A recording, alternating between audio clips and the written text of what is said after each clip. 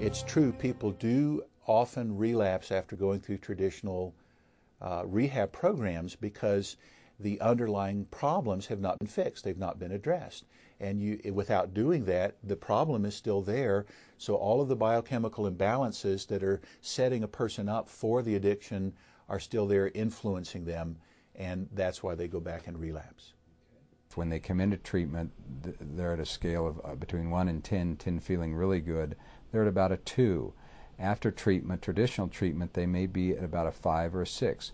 Well, that feels good to them because they haven't felt that good in a long time. We want to get them up to an 8, 9, or even a 10. And the way we do that is by treating the biochemical imbalances that are going on in a person's system. So in a traditional program, when they leave, they're still feeling the depression, anxiety, and so forth, and then they're going to eventually, they're going to try to stay sober, and they may stay sober for weeks or months, but they're going to eventually go back to the alcohol to self-medicate these feelings that they have going on.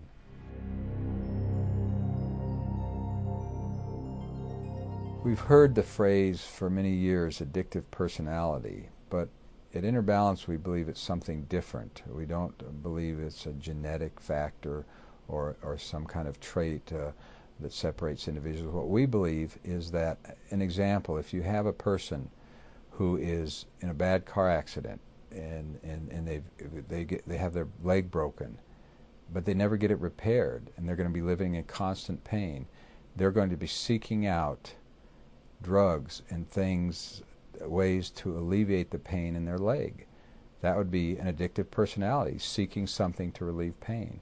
Well, with an alcoholic or an addict, they are in pain because of this illness, and they get into a habit of seeking out ways of feeling better. Now, our belief is that a lot of these people may have been having biochemical imbalances even before they got into the disease, but once in the disease, they start damaging the body, they start feeling depressed, anxious, and they're seeking ways to feel better through drugs, through alcohol, through prescription drugs, through illegal drugs.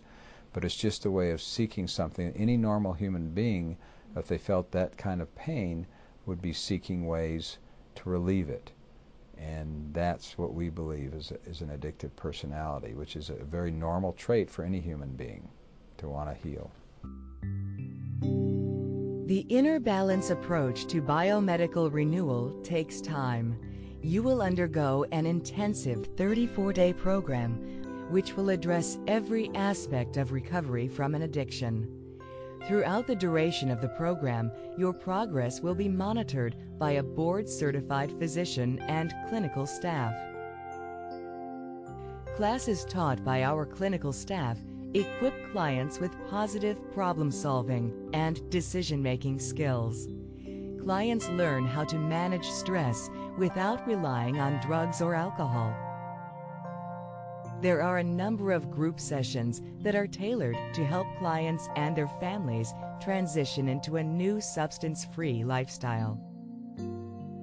Research indicates that our clients are 2 to 3 times more likely to achieve sobriety than those who undergo traditional talk therapy alone. While talk therapy is an important component of any program, it by itself has only a 20% success rate. One of the areas that we work hard at in our program with our patients is to help them understand that they're giving up something very important in their life, the alcohol or the drugs. Most people that have come to us have been using these chemicals for many years, and they've given up jobs and families and health to stay in this relationship. So to ask them to give that up, yes, we know it's destroying their life, but they also have the history of that it also makes them feel better. So they're giving up something, and for some people it's maybe the only thing in life that they believe is a thing that will allow them to feel better. So they're giving up something very important, and what they have to do then is work through the different phases of grief. The first phase is denial. When they come into a treatment center, a lot of people with this disease, they stop drinking and they say, oh, I'm glad it's out of my life, I never want to see it again. Well, underneath that, they'd give anything to be a social drinker, to be able to have a healthy relationship with alcohol. And so we have to help them understand that yes, they still would like to be in that relationship, and that's okay.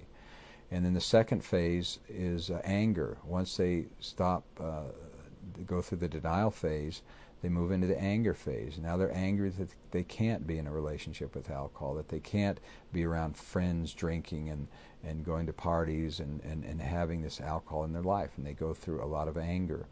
And then once they move through that phase, they go into the next phase, which is bargaining. Bargaining is a phase where people, they're not using the substances, but they still want to have a relationship by maybe they're hanging out with friends in bars, maybe they're keeping alcohol in the home to serve to friends, or there's a lot of ways that a person can bargain to still try to hang on to that relationship with alcohol. Once they give up to the bargaining, and they really stay in the bargaining phase probably the longest because they kind of sense the next phase may be coming, and that is once they stop bargaining, they feel lonely, empty, lost, because they don't have the alcohol at all in their life in any shape or way or form, and so they feel really lost. And then, but if they keep talking about these feelings, because there are feelings connected with all of these phases, if they're talking about the feelings through these phases, and they work through the fifth phase, which is acceptance that they can't use, they can't drink, and acceptance they have this disease, and then also an acceptance that they're willing to go through these phases again, and they will go through them over and over for several years, maybe the rest of their life. Now it's not going to be as impactful, or they aren't going to be feeling as intensely these feelings down the road. But again, it's just like if somebody lost a loved one. They have to go through these feelings, and they have to go through these phases. Maybe 20 years after they lose a loved one, there's something will happen. They'll be fishing, and that'll bring up feelings of being fishing with their dad, and so they're going to feel the sadness and the loss, but not as significantly as when they first lost a loved one. So the same thing with an alcoholic or an addict. Inner